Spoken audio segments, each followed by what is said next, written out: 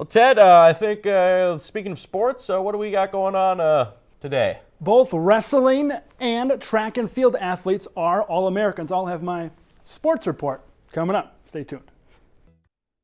George Kowalowu has been sprinting past the competition this season. I was able to catch up with George as he is honored to be an All-American and even has sights on the 2016 Olympics in Rio de Janeiro.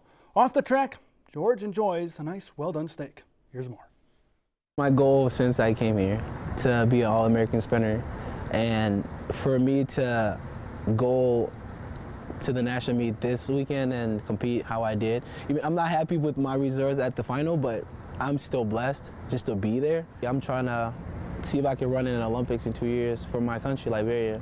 So just stay injury-free and pray to God that I can just stay healthy. I will say I like steak and mac and cheese, and cornbread too.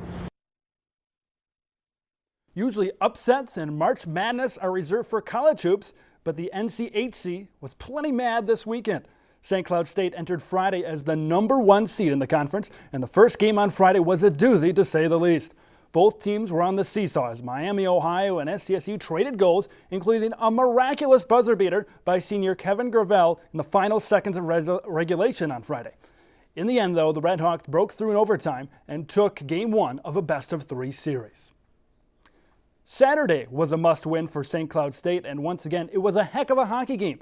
After a scoreless first period, Kevin Gravel and Jimmy Murray gave the Huskies the advantage and the momentum heading into the final period. But when it counted, SCSU surrendered their chance for a conference title, unfortunately. Miami outscored SCSU 4-1 in the third period as they were able to capture a 4-3 victory and advance to the Frozen Faceoff in Minneapolis. Telling people St. Cloud State wrestling is a good program would be the understatement of the year. The Huskies continued their success as a program as they were able to capture some All-American honors. Austin Gorgon, Gabe Fogarty, Clint Poster, and Jay Hildreth secured All-American honors in their respective weight classes as they capped great seasons with good performance at NCAA Division II Nationals. St. Cloud State baseball definitely has had a dynamite start this season as they have won 11 out of their first 14 games this year. Recently, Scott Sanderson was able to come out of the bullpen and get the victory for SCSU. KVSC's Declan Goff was able to make the trek down to the desert in Arizona to catch up with Scott. In a game like that where our offense is just clicking, you just want to go out, throw strikes, and not give them any free bases. And with the help of the defense, I feel like I did a pretty good job of that. And hopefully our offense can build on it today and get a good start from Harrison. St. Cloud State will try to continue their success as they take on Winona State in Winona coming up on March 22nd. After losing 4 consecutive games prior to today, the St. Cloud State softball team was set to get back on the winning track, but Caldwell College had other ideas. Earlier today, SCSU got on the board early with an RBI double by Brianna Canova. After 2 scoreless innings, Caldwell came back by scoring 3 runs in the top of the 4th and held off SCSU the rest of the way as Husky softball falls for the 5th consecutive time. Let's hope they can get it together soon. The high school hoops season is coming to a close and local teams are representing at the Target Center. In boys basketball, Alexandria fell in the state quarterfinal of Class AAA. Austin was able to beat them 61-50. Another local school was Annandale, and they had a little bit more success than Alexandria.